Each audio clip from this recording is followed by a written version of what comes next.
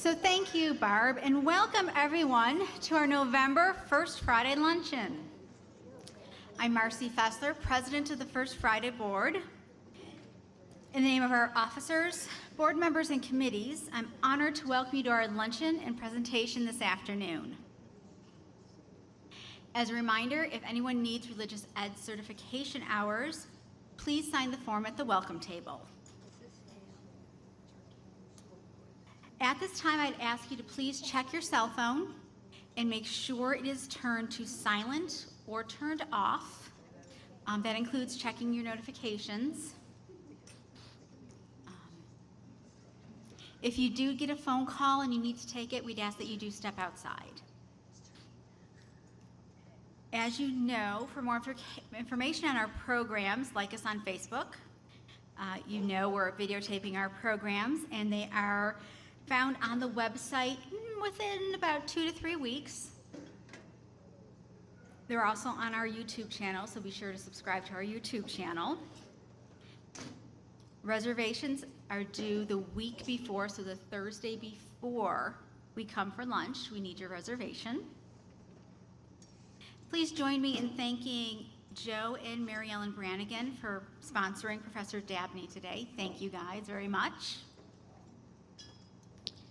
Next month's presentation, we will gather on December the 5th to hear R.J. Mangan, who is the Director of Peace and Justice for the Diocese of Youngstown. And his presentation is Building a Beloved Community, Catholic Perspectives on Social Structures and Their Impact. I've had several people tell me that RJ is a fabulous presenter and really knows his stuff. So I'm looking forward to a pretty good presentation next month. I hope you can join us. Of course, I've heard the same thing about Professor Dabney today. So my expectations are very high. Thank you. Professor Dabney will entertain questions during the last 10 minutes of his presentation.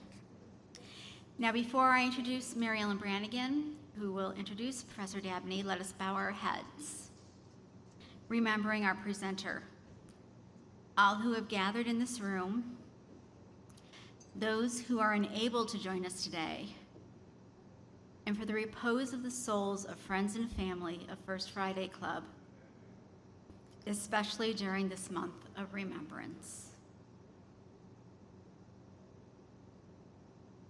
In a spirit of praise and thanks, we say, God, our Creator, you sustain our lives through the gift of your Spirit and through the following of Jesus. Stir in us the desire to learn, to love, to serve more generously, to act on behalf of justice and truth. We ask these blessings in your holy name. Amen. Mary Ellen.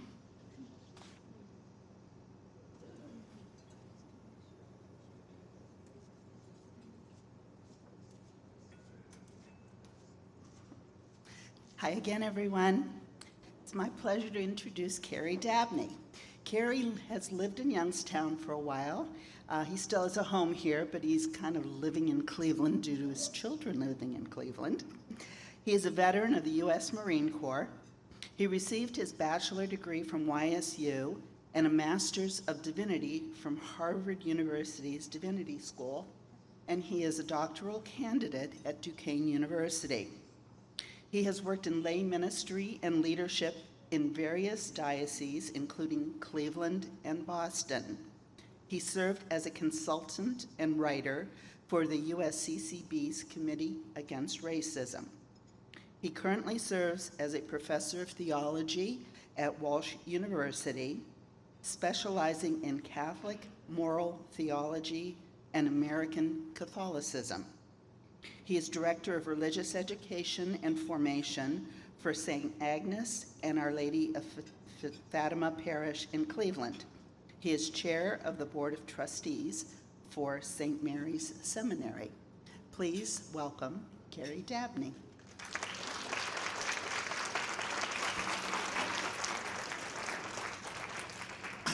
I want to first say, whenever I go to an event where I'm asked to speak and they introduce me, I always find myself sitting there saying, who is that guy? That guy did a lot of stuff, right? And I say it that way and I always make a joke because it's not about the list of things that I've had the privilege of doing. It's about coming to places like this and be able to share my stuff. Hey man, how you, didn't know you was here. Good to see, sorry, that's a squirrel moment for me. I also wanted to give a shout out to Jerry. I didn't get a chance to see Jerry. We both share, we're brothers from Youngstown State University. And I also want to give a shout out to the Mooney students who are here. They are here led by a wonderful alumni of Walsh University who was one of my students, Miss Melissa. It's still Miss, right? It ain't Mrs. yet? All right, Miss. So I kind of slid that in there. Miss Melissa Dulek. So it's great to be here. This is, for me, a genuine, return home. I'm hoping I have 6 children, 9 grandchildren. And my hope is that when my grandchildren and my children think about when I've gone on to the Lord, when they think about their father or papa, as my grandchildren call me, that Youngstown is recognized as a significant spot in my life. Because Youngstown is a spot where I went from, prior to Youngstown being restless, to finding rest. Why? Because it's Youngstown that I joined the church. Now, if you were to go to St. Christine Parish and look into the mysterious vault that has all the books of everybody who has walked through those doors and been dunked, dipped, sprinkled with the water, somewhere in there you'll see Carey Dabney on March 31st, 2013, joined the church. But I'm going to tell you that journey started way before the 9 months of RCIA. It actually started at a very young age for me, when I was 12 years old. I named this talk, Finding Rest in the Church. And I hope that you understand why. Webster's dictionary defines restlessness as the inability to stay calm, to stay still because of anxiety, worry, or boredom. Well, if you look at my life, on July 2nd, 1976, I entered into the world. When I entered into the world, I didn't have a father in the waiting room passing out cigars. I didn't have grandparents excitedly waiting to welcome their grandchild into the world. It was me and my mother.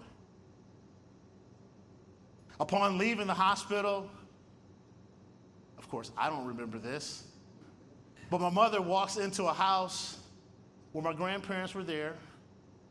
She had some siblings there, and I was part of a larger family.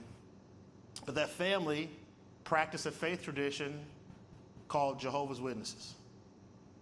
Anybody here familiar with Jehovah's Witnesses? Okay. Well, I grew up being formed under that faith tradition. I was taught that the Bible is the inerrant Word of God. It's a plus, right? I was taught that we were created by a great creator. All things came into existence through his Son, Jesus Christ. Sounds good, right? This is the kicker, though. I was also taught that if you do not remain one of Jehovah's Witnesses, there's a time coming when that creator is going to come and smote you if you are not part of this organization. So if you can imagine a child being told, all the stories being told to you through the lens of that same God who drowned the Egyptians in the Red Sea, who drowned everybody with the Great Flood, who kicked out Adam and Eve, he's coming. And if you're not part of this organization, you're going to get that same wrath. See how the stories are a little bit different? They taught a little bit different when that's in front of you. So if you can imagine a small child growing up with that fear. So my relationship with God wasn't one of love. It was one of, I hope I'm doing right when he get here, because he is a wrathful, judgmental God. That's the mental I had growing up as a child. One of the rules as growing up in school, as one of Jehovah's Witnesses, you can only associate with those who are also Jehovah's Witnesses. Anybody else that's not one of Jehovah's Witnesses, guess what they're considered? Bad association or under the influence of the devil. So I'm a good son. At least I thought I was a good son. Lunchtime came around, I sat by myself. I can't associate with anybody who's not one of Jehovah's Witnesses. 11 years old, I'm sitting by myself, like I always sat by myself, eating my lunch. And this guy comes to my table, bouncing around, happy. His name is Gary. Gary's like, can I sit with you? In the back of my head, I'm like, no, right? But I'm like, whatever. Sit down, Gary, sit down. Gary sits down, and he does this thing. I have no idea what he's doing. I'm like, oh, wait a minute. And you got to understand, I'm one of Jehovah's Witnesses. As soon as I see this, Jehovah's Witnesses are taught that's not the sign of the cross. Guess what that's the sign of? That's the sign of the devil, right? Because any organization outside of Jehovah's Witnesses is considered under the influence of the devil. And guess which religion is the worst? Okay? Punchline, the Catholics, okay? They are the worst. Literally in the text, it says that the Pope is the Antichrist, right? That is what they say among Jehovah's Witnesses. So you gotta remember, I'm a kid. I've been formed this way my entire life, my entire existence, my entire family, which at this point I have 3 other brothers, okay? My mother has been remarried. I have a stepfather. The stepfather is an elder of Jehovah's Witnesses. So this is the lens through which I see the world. Gary sits with me. He does the cross thing. I'm like, uh-oh, bell's going off. It's a Catholic. Like it's a Catholic sitting across from me. He's the nicest guy I've ever met in my life. I didn't care what I said to get away from me. He kept coming every single day and being nice and friendly. I come to find out he isn't just friendly to me. Everybody loves Gary. He's what I call a Hallmark kid. You know, one of those kids you see in the Hallmark movies that they don't really exist. Like they just friendly. They're friendly. They're good at everything, right? That's how Gary was. He was this in real life. I don't care what clique you were in school, they all loved him. Unfortunately, Gary got a brain tumor. When we were 12 years old, Gary passed away. And I remember the entire school was broken when Gary died. I went to my stepfather and asked if I can go to Gary's wake, because a lot of the students were going to Gary's wake. He allowed me to go to Gary's wake. When we got there, his alarm bell started going off because the moment we walked in there, it was Catholic stuff happening, right? But he was like, okay, we can stay here for a minute because this is the wake. You ain't going to that church though. Like the funeral is off limits, right? But he let me go to the wake. I did my repast. And I remember, this is where restlessness kicked in for me. We were walking away, and I remember my stepfather saying to me, it's a shame that such a nice kid has no hope for life. I remember literally stopping in my footsteps and saying, wait a minute, you telling me Gary, excellent student, excellent athlete, was friendly to everybody. You're telling me he has no opportunity for any life whatsoever. But I do, because let me tell you something. I was not Gary, okay? I was not close to being Gary. And you telling me I do simply because I'm one of Jehovah's Witnesses? Immediately, I got restless, right? I even said to myself at that young of an age, let me tell you something. If this is who God is, what you've told me, then guess what? I don't want to have nothing to do with it anyway. Because that is not the God that I want to commit myself to, right? Now, I'm 12 years old though. It's not like I can just pack my stuff up and leave. I'm 12, right? So what I began to be is what a lot of ex-Jehovah's Witnesses, if you talk to them, they have this point where they're called PIMOs, P-I-M-O, which means I'm physically in, but I'm mentally out, right? 12 years old, I did everything that I was supposed to do. I went to meetings I was supposed to do. I was all putting on a show for my parents. The entire time, though, I knew when I get 18, I'm out of here. But I'm no different than your kids today. Your kids today, they may say, you know, Mom, Dad, I'm upset, I'm leaving. Where you going? Right? You have no idea where you're going to go. I had no idea where I was going to go, but I knew I had to go somewhere, right? So I decided to join the military because I didn't have anywhere else to go. I'm 18 years old. I remember never saying anything to my parents. They threw a party for me for my open house, for my graduation. All the family was there. It was all festive, having a great time. They didn't know I had this restlessness behind me the entire time. They didn't know I had already talked to the recruiter who came to high school several times. I'm just waiting on that July 2nd to hit, and I'm 18 years old. Because I knew if I would have said something any time earlier, Jehovah's Witnesses have a practice that's called disfellowshipping or shunning. If you state that you no longer want to be part of that organization, you are cut off. When I say shunned, you are immediately shunned. When my 18th birthday happened, I already knew, because I could sign the paperwork at 18. I didn't need my parents to sign the paperwork for me anymore. So I turned 18, went right down to the recruiter's office, who I had been talking to.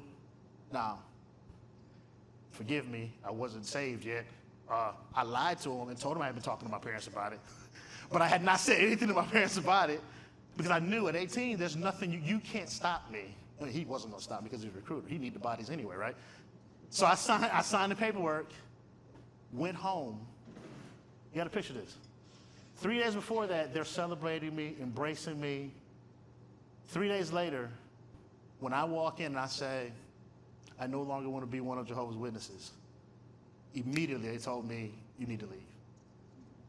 That quick. My own mother, she's the one that told me, you need to leave. The recruiter was there within 3 hours, because I knew it was going to happen. The recruiter was there within 3 hours. I remember walking out. The recruiter, he called himself he said he kind of felt like the Grim Reaper anyway, because whenever he showed up, he was taking kids from their family to go to boot camp. But the rest of the family, normally the family's like supportive. He pulled up. I told him, don't even get out of the car.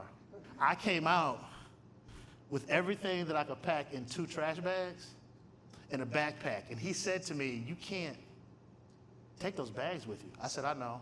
I set them right at the trash. Got in the car and left. By 2 a.m. the next day, I was in Parish Island, South Carolina. Now, I would love to tell you that on my way to Parish Island, that the heavens opened up and God's glory fell on me and said, come to the church. That is not what happened. That's not what happened at all. I was on a plane, and I was on Parish Island, South Carolina, standing on yellow footprints at 2 o'clock in the morning with drill instructors yelling at me. And I'm like, what did I do? You know, that Jehovah's Witness thing didn't sound too bad after a while, because they was going at me, right? They was going at me. restlessness. I still had this anxiety, had this behind me trying to figure out where is it I'm supposed to fit. After a few days of receiving, we get assigned to our platoons. I'm sitting at my bunk. Anybody here in veterans? Okay. Hoorah! That's what I'm talking about. So you're going to know what I'm talking about. You get there after receiving, so 3 days, you ain't ate in 3 days, you ain't slept in 3 days because they really rubbing it in that you here now, you ours now, right? You finally get there, you get to your bunk. My bunkmate, Maristani, I'll never forget, and I just talked to him a few days ago. Guess what religion he was? Oh my goodness, I can't get away from them. They're like roaches, they just everywhere. Because we having a talk, we having a conversation, and this is how I knew he was Catholic. He started saying the rosary. Look, let me tell you something. We were so stressed out. He was Hail Mary, full of grace. Uh-oh. Not only am I messed up too, I got a Catholic that I got to bunk with. Because your bunkmate is your buddy. Like that's who you're going to be with, right? So I said, oh man, so there's another Catholic, right? Come to find out, he winds up being one of the closest, because you got to remember, I just lost all family. So for me, boot camp was kind of my new family, right? We're all going through the same situation. We're all growing together. After that 12 weeks, some of the closest friends I ever had, I felt like, okay, I have family. This is the problem, though. Before you knew it, 12 weeks was over. And I'll never forget, the drill instructor telling us, when I dismissed you on that parade day, everybody else is excited because boot camp is about to end, and we're really about to go to this mythical place that they said was the fleet that we started thinking don't exist because all we do is getting beat up every day, but they said it's a fleet out there. Everyone's excited. Gotta be honest with you, my restlessness started to grow because I had no idea what I was gonna do after this 12 weeks. I remember standing there at parade arrest when he said dismiss, and they told us, when we dismiss you, you don't go anywhere. You wait for your families to come to you. And I stood there, knowing no one was coming. But I wanted to suck in as much as I could of my brothers that I had for the past 12 weeks, and I watched them with their families, one by one. And I remember again, I'm walking off the parade deck by myself, had a plane ticket in my hand to go back to where you decked out of. But I had nobody to go back to. So I went and just stayed in the hotel room for 10 days because you had 10 days leave. But I literally just sat in the hotel room for 10 days. I couldn't wait to get back. Get back to the fleet. Again, I would love to say that I found the Lord immediately. Did not happen. I just had a lot of fun as a Marine. Let me just say that, okay? I'm not going, because I don't know if statute of limitations is up, so I ain't going to say nothing. But I had a lot of fun, okay? While I was in the Marine Corps. This was the first time that I had no hedge, if that makes sense, right? I'm free. I'm seeing the world. That restlessness is still back there. In fact, I'm trying to fill the restlessness up with other stuff, right? I'm trying to fill it up with, look, Marines do one or two things. Either you are a PT stud and you work out a lot, that wasn't me. Or you try to find the closest watering hole and you go back over and over again and have a good time, okay? That was me, okay? But the point is, I tried to fill it up with something. Restlessness. Couldn't find any rest. Then I met a woman. That's how it always starts, right? I met a woman. Her name was April. She was beautiful. Sat across from her. I asked her if I could take her out on a date. She said, yeah, we can go on a date. I asked a question that usually a young guy is not going to ask a girl on the first date. Are you Catholic? So hold on. I didn't ask it that way, but what I said was, what is your religion? Like, what is your faith tradition? And she said, I'm Catholic. And I said, you got to be kidding me, right? Like, what is going on, right? So I said, okay, but I really liked her. So I said, well, we're going to try to work something out. I'm saying this in the back of my head. I got to work something out. Okay, ask her how Catholic she is. So I said, like, how Catholic are you? Are you like my parents was Catholic, or you like spraying incense, sprinkle your house with holy water Catholic? Which one we talking about? And she said, I'm confirmed, which I didn't know at the time what that meant. But when she said I'm confirmed, I'm like, I don't know what that means. You're gonna need to tell me a little bit more. And she said, well, I was raised Catholic, but I'm currently not practicing. I was like, hey, we can work with this. All right, with this part we can work with, right? So we started dating. We ended up getting married. On October 19th, 1999, we got married. 2002, I get out of the military. We come back here because my wife is from Austintown, okay? So we come back here. I knew nothing about Ohio. I'm from Michigan. Let me tell you something. When she said we're going to Ohio, that right there was a problem. I was like, wait, I don't do Ohio. I'm from Michigan, okay? But we married, so I guess I got to come. Right now, I got to come. So we're here, Northeast Ohio. Again, we're just having life. At this point, we have now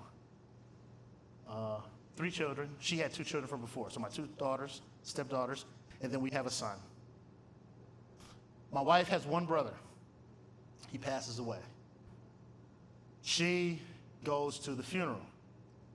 Look, I'm still having, and I mean this in all sincerity, I still have PTSD from being one of Jehovah's Witnesses when it comes to Catholics. I'm not stepping nowhere near a church, a Catholic church, right? So I want to support you. I really want to be there for you, but I'm going to be in the parking lot. Like, I would not go in to St. Christine's. I don't know what Monsignor Rhodes said that day. Yep, so y'all know the power that he has in his homilies, okay? But she walked in there one way. She came back out completely different.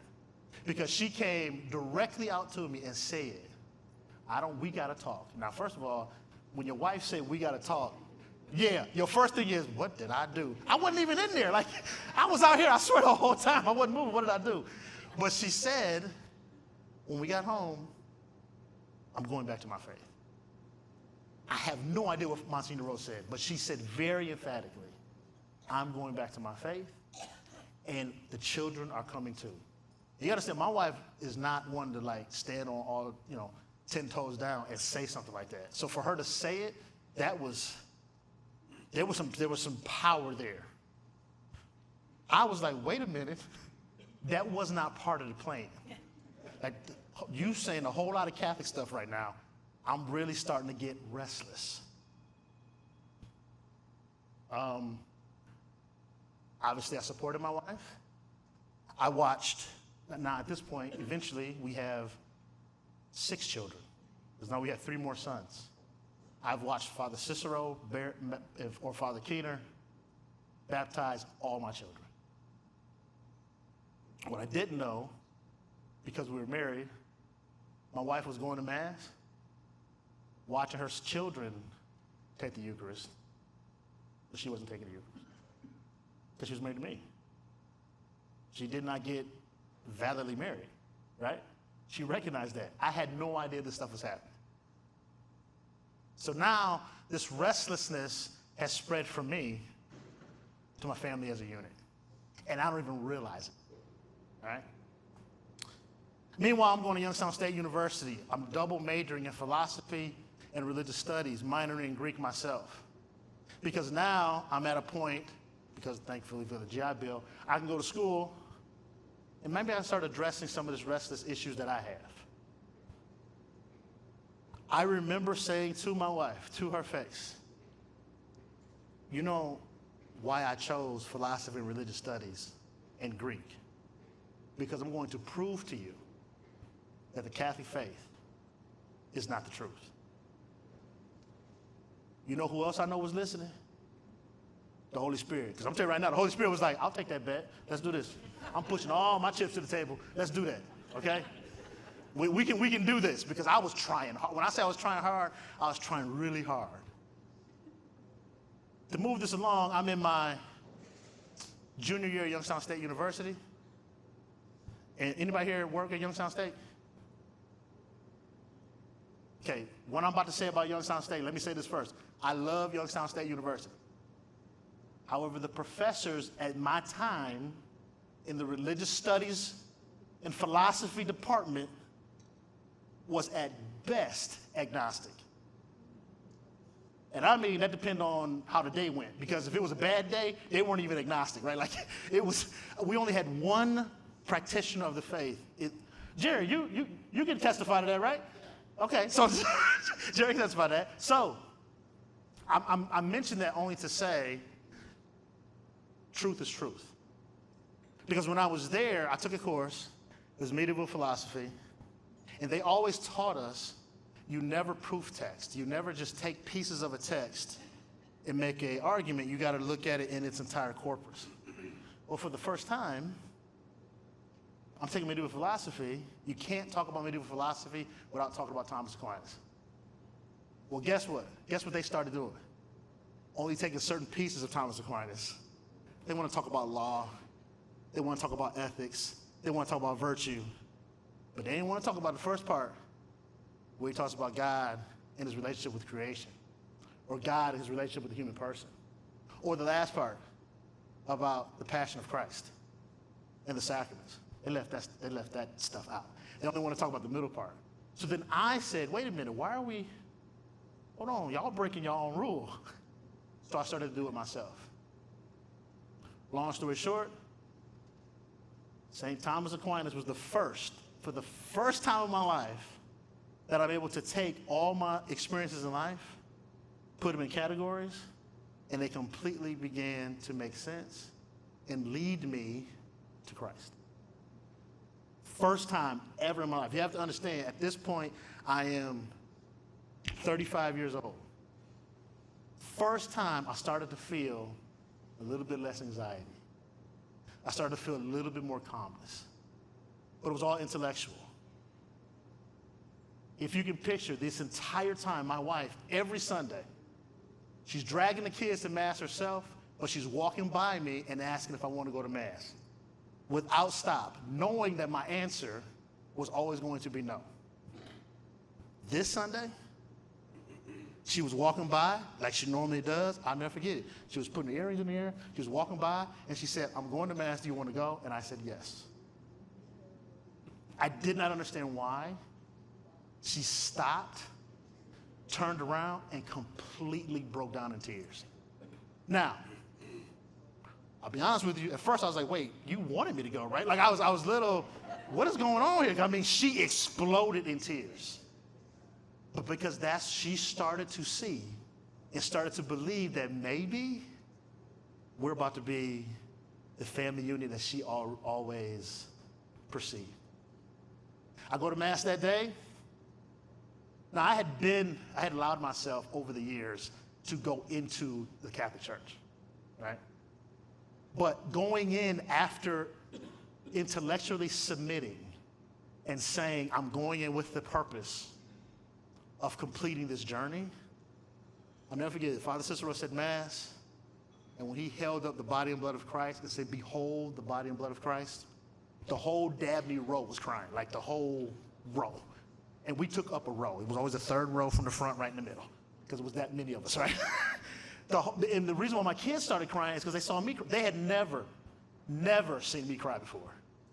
And so when they saw me cry, and then obviously if I'm crying, my wife started crying, they're like, well, I don't know what happened, but let's cry. Like so everybody is crying, right? And immediately after that, and the reason why I bring that up is that's when first time I'm looking at the body and blood of Christ. And I'm not there yet, but I can see that's the source of my rest. I wasn't there yet, but for the first time, I'm looking. Intellectually, I already knew all this stuff. But it was after submitting and recognizing that's where it is that I saw it. And it completely moved me. That same day, I walked over to Deacon Jim Brown, may he rest in peace, and told him, I want to be Catholic.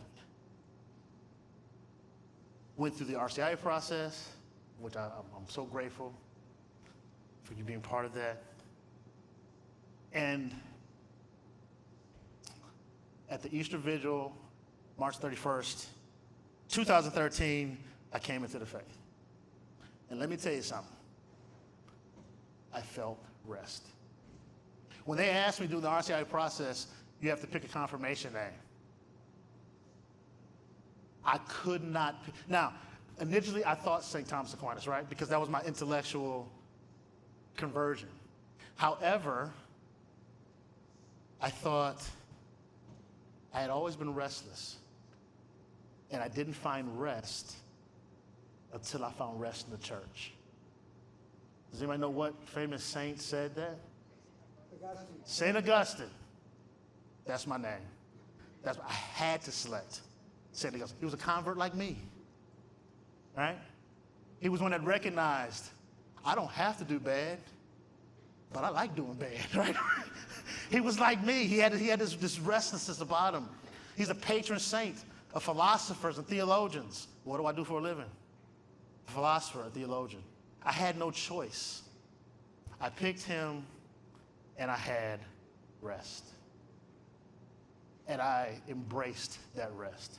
If I had a Paul moment of being knocked off my horse, that's when it happened.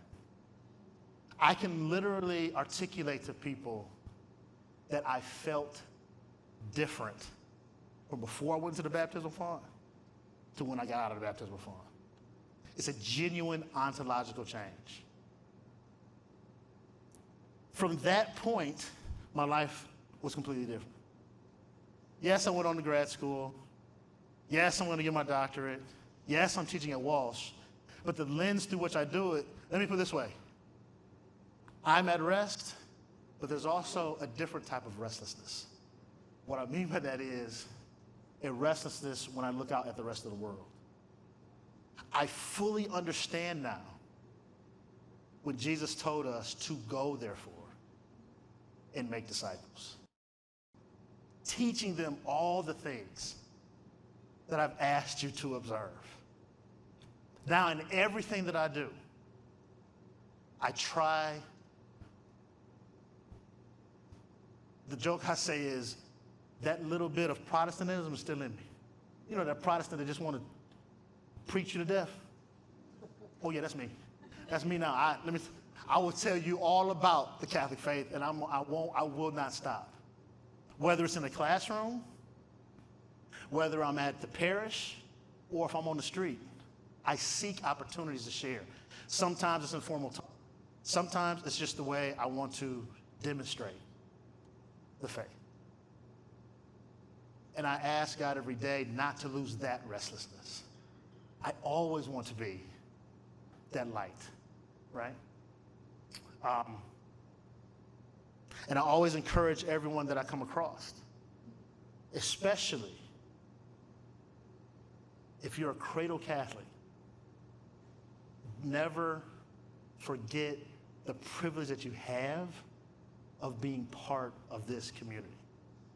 Because even my wife will say, sometimes she says, I took it for granted.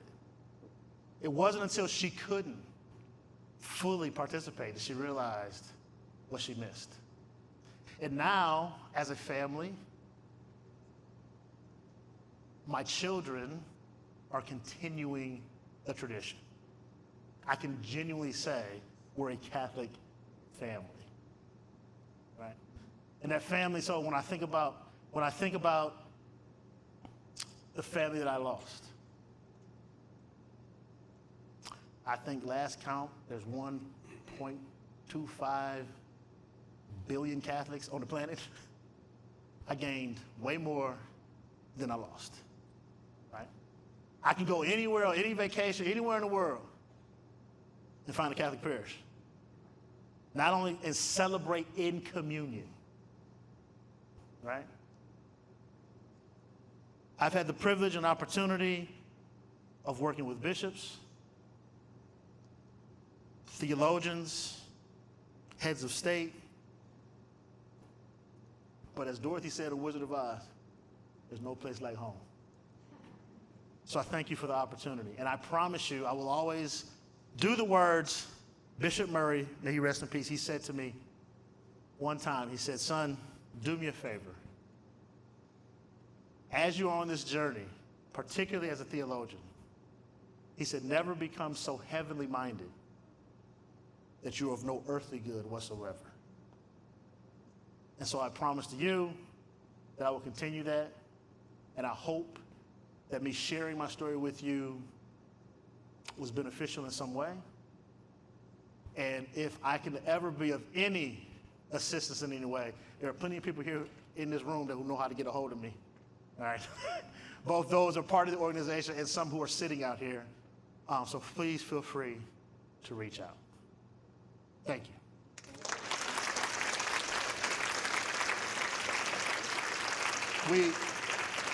We have some time for any questions.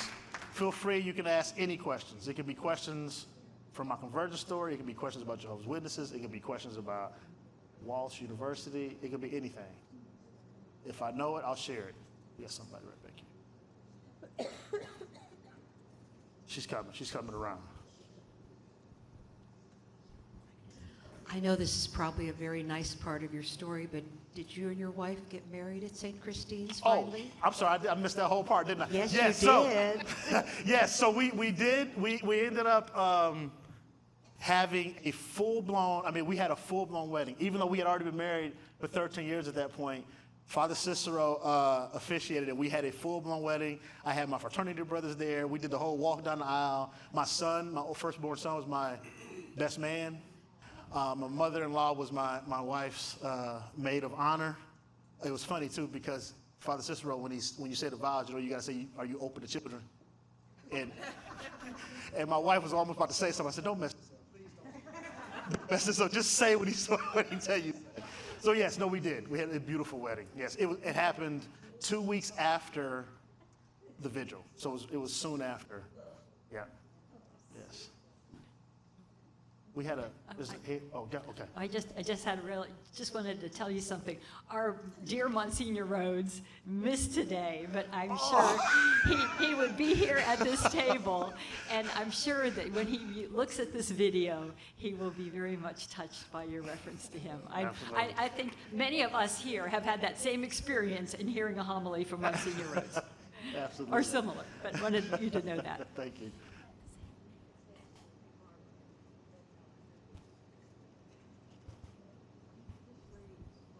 I have been, and I think everybody in here has been very inspired by the sharing of your witness. Thank so you. I want to thank you first of all. Thank you, sister.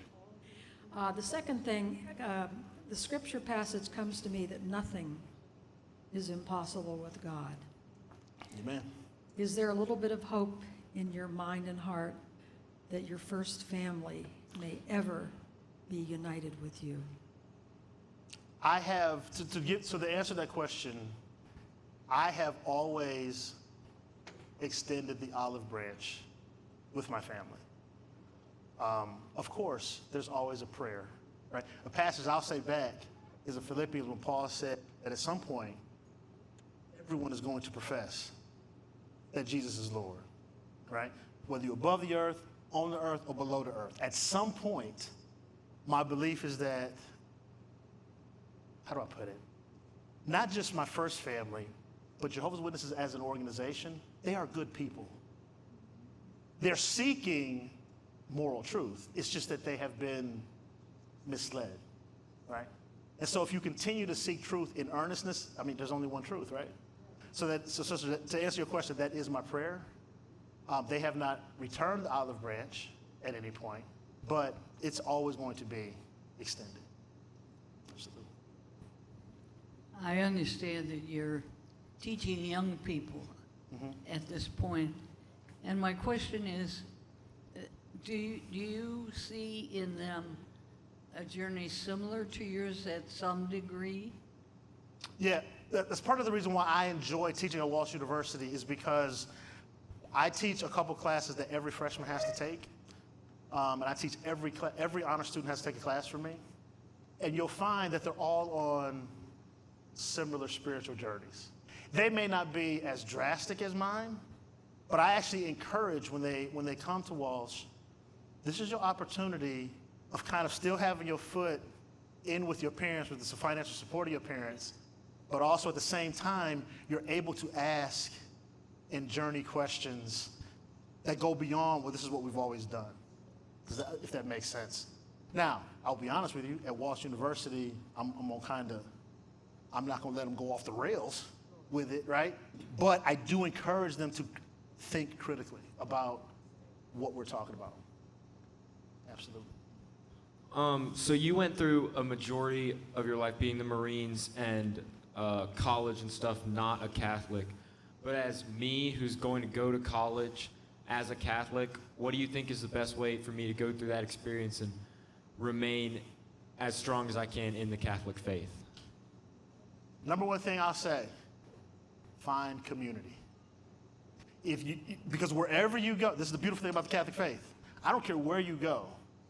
There is a community of Catholics, okay? Find out where that community is and stay plugged into that community, right? Even if you're the only one on Saturday night or on Sunday going to Mass, go to Mass. There is a genuine nourishment that you're going to notice that you may not notice when you're at home if everyone's going, if you're in the same community. When you're in another community, you can start feeling it when you miss Mass. You can literally say something, that restlessness is you're going to literally not be able to sleep, right? So that's my big thing is find a community and stay plugged in. Find professors, because there are professors out there that are faithful Catholics, right? Find them. Have a conversation with them. That's what I would do. And pray. Pray.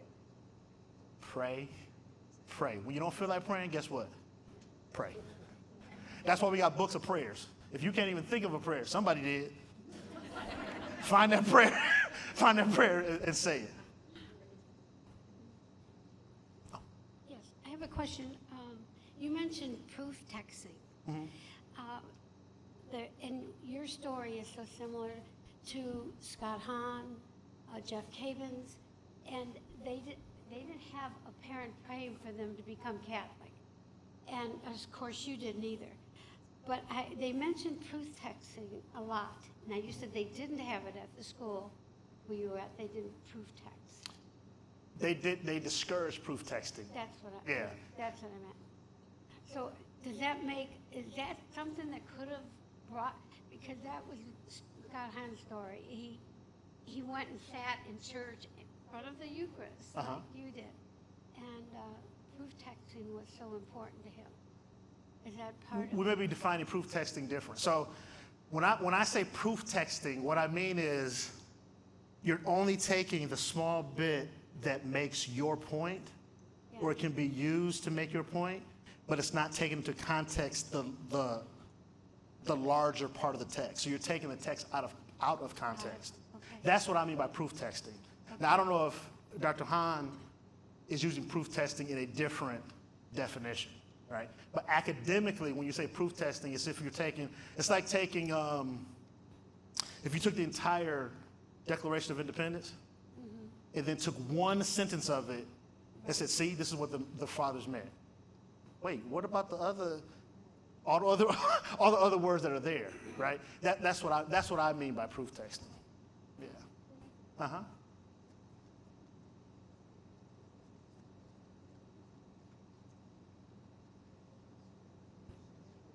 Yeah.